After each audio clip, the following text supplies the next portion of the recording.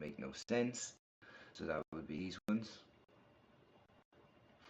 And obviously we went through cutting them back to there, spraying them black, and then mounting them on the scooter. One on the front, one on the other side. How far did we get? I'll run through it quickly. It's easier to talk about than wire it up. Last time we wired up one controller. We wired up the 3-phase cables, green, yellow and blue, the 5-hole cables, black, red, yellow, green and blue. What else did we do? Let me see. Obviously we'll go inside there now in a minute. I'll pick the camera up, zoom in, because where did we leave off? We left off with just the wheels spinning by connecting the last time we wired up one controller, the learning cable, the 2 white cables at the front. That's where we left off. And if you can remember, the front wheel was spinning and we left it there. Okay, we're back up in now. Let me see. I don't know if we went through connecting up the LCD down there up to the controllers. So I'll just run through that again just in case we didn't. Let's go through the wires again. Let me see. On the controller last time, I think I showed you, you had your power, your positive and negative, which would be them two, and you also had something called an ignition cable. That was the thickest red out of the whole group. Let me see, what is that? 2. Oh, capacitors on discharge, great fun. The discharge now though. Anyway, there's the thickest red, so that's our ignition wire. Then we needed a ground and a always on positive, and we took them from the alarm connector cable. Don't know if I got them on here. We cut it off. Yep, so we must have left off there. So what we need to do is connect up our ground, positive, and ignition cable first to the LCD cluster down here. I'm going to have to take you in there now. We went through the colours last time, but we'll go through them again. That makes sense. Right, let me get this off there.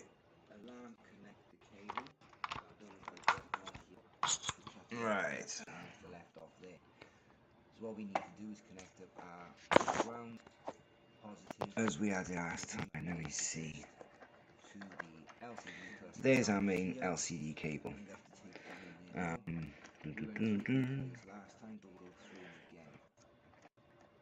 too. You know what? I've done so many scooters lately.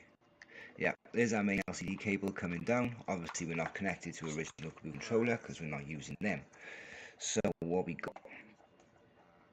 Blue is our constant voltage. So blue, let's get the controller up here by the side, just so we can run through this again. Blue is our constant voltage. Our constant voltage, we had a connector with a red and a black going in, right on the end, huge thing, that's constant power for the battery. So what we need is constant voltage. We're going to take the small red and the black. Now as we see here, let me get a better view. Blue, constant voltage. So we get our red controllers to the blue line where the LCD originally connected to. Okay, what that's going to do is provide constant voltage to the system, and it's basically waiting for you to push the power button on the LCD to send power back down the line and turn on the controller. But let's concentrate on this first.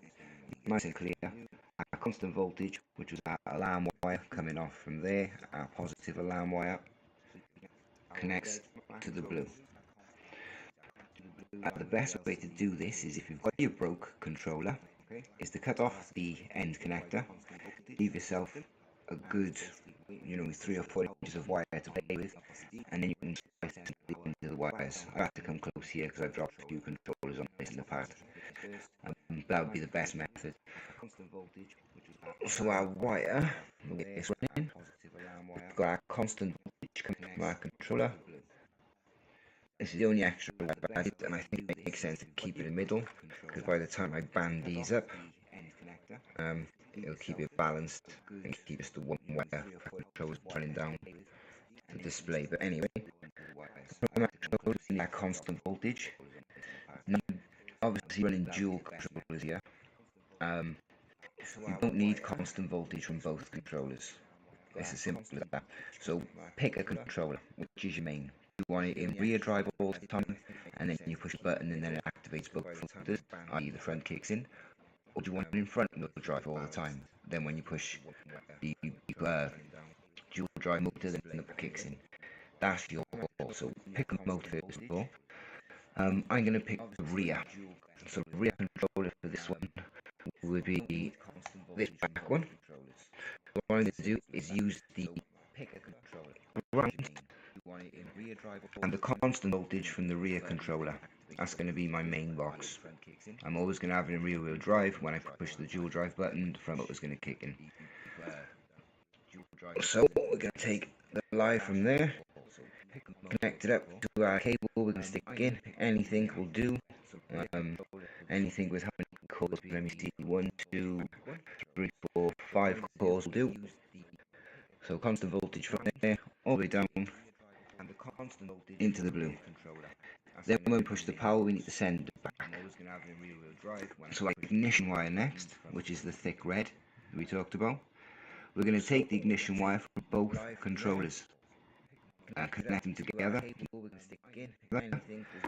And we're then going to connect them to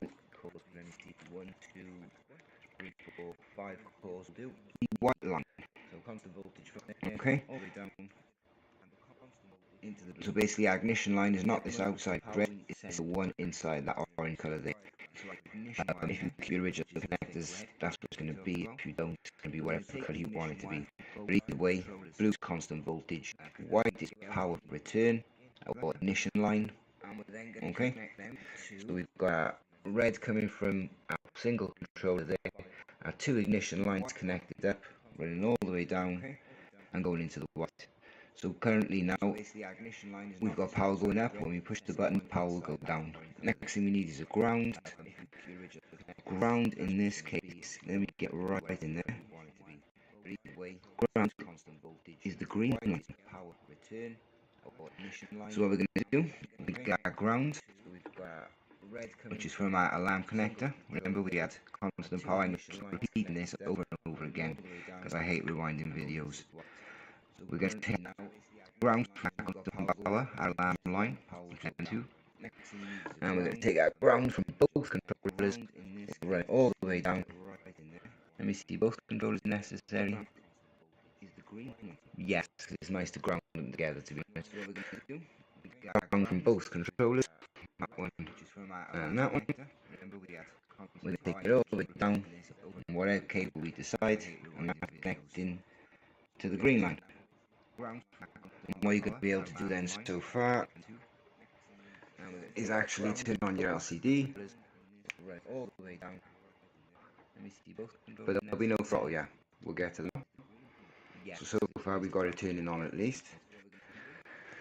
Now we'll go down. Now our back one's our main controller.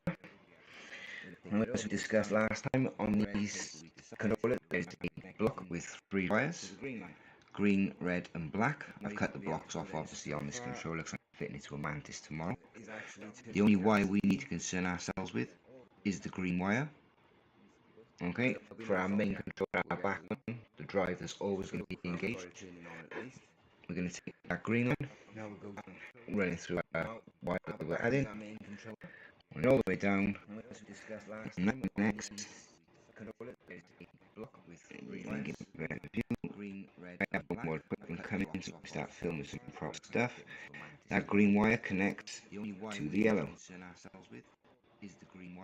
Okay?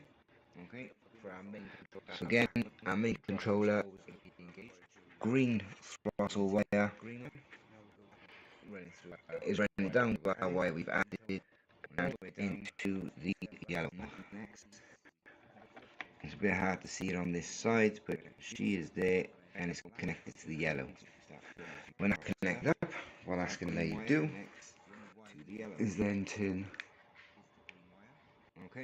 on the scooter. So again, our main controller, green throttle wire, and use the throttle. Down to our wire we've added into the so one going. So we can see where we're going now with the next one. The other controller, because we've connected the ignition lines, just like I've said, has also turned itself on when you've powered up the LCD. So what we need to do now is get the other green throttle line from the other controller. Where is she too? She's around there. We're going to get our green line. We're going to run it under here. While we've spared in our loom, remember we need 5 core. So colours are relevant up here because whatever wire you added, you're adding. But the point is, again I'll just run through it, flash through it. The point is, a lamp always on red is going to the blue line, ignition for control is going to the white line, ground from both controllers going to the green line, throttle from your main controller is going to the yellow line. We're going to pick up the line spare here that we've added, that green line from our main controller, add it to our spare line, and we're going to run it down here. Then we need to add it to our dual drive switch. Now this looks like a nightmare. Technically it is, but we found out which one you need. Let's go inside here. In here there was a red and what colour is that? Orange, sorry, and the brown. Okay, either way you can navigate it. There's the main red connector. Where the other connector is, the first 2 lines is your dual drive switch. Okay, what we're going to do is cut them 2 lines, and what we're left with is a purple wire. Come on, zoom in for once in your life. Is that purple? No, brown wire, sorry, I'm colourblind. And where's the other one? The orange. They're the 2 lines we've cut from the connector, not the red connector. The first 2 ports on the next connector next to it. Them 2 there. Old is still the same. Not that connector, not the red block. The first 2 next to it. Okay. Now the green line from the front controller around front, we're going to connect to any one of these wires. The choice is yours. You can either connect it to the brown you just cut, or you can connect it to the orange you just cut. In this case, we'll just connect it to the brown we just cut. So that's that one out the ring. We're left with the orange, flying loose, looking for a home. What we need to do is introduce that to our throttle signal, so when we push the button, it makes a full circuit and both motors will spin. Best way to do that, honestly, you have your throttle connected this side from your main controller, and it's connected to the yellow line, as we just talked about, going that way. What I would do, to be honest, the easiest method is to get that yellow line, cut it, giving yourself some space, and then introduce that wire onto it. Twist the 2 ends of the yellow you just cut back together again, introduce the orange, dab of solder, heat shrink. I'll blast that quickly in a second, but what that's going to let you do then is turn to the button, throttle rear. This time when you push the button,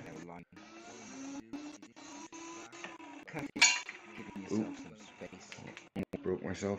The front one's broke.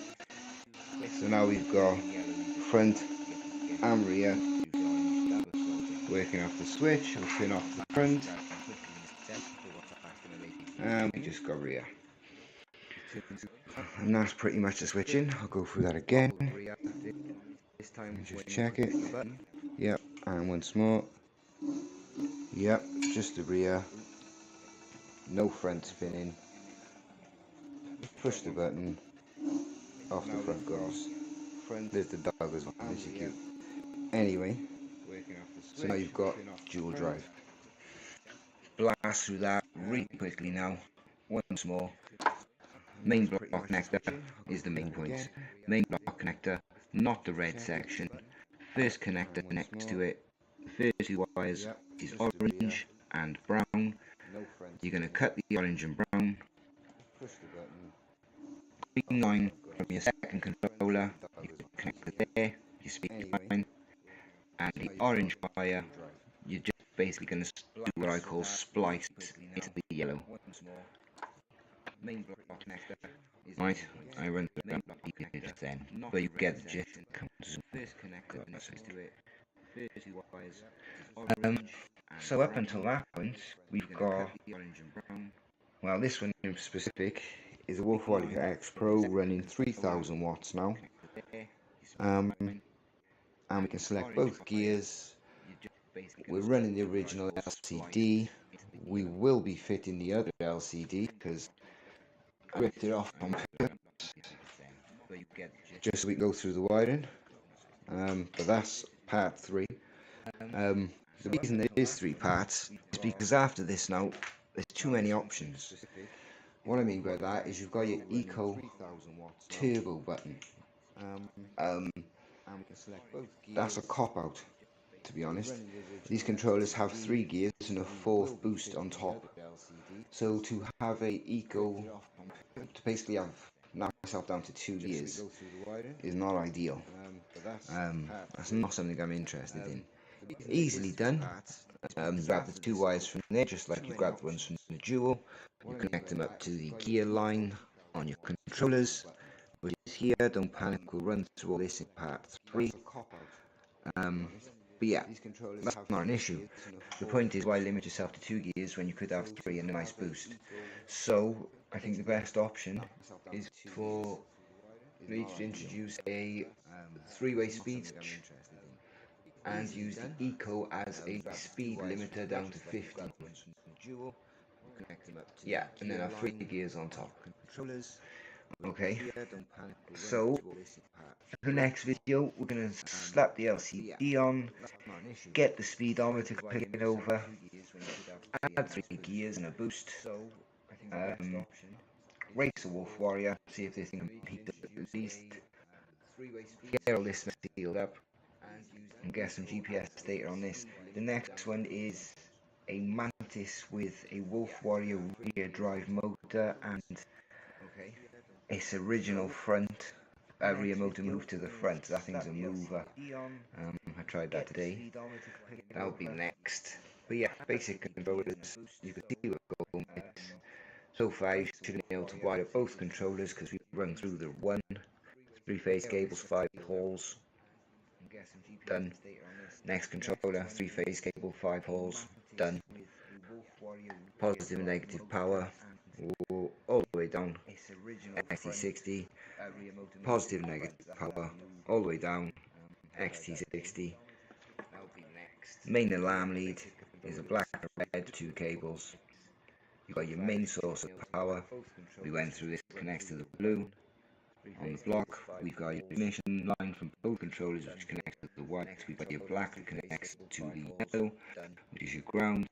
And then we've got your throttle, which is the green line from your controller of choice, which goes to the yellow.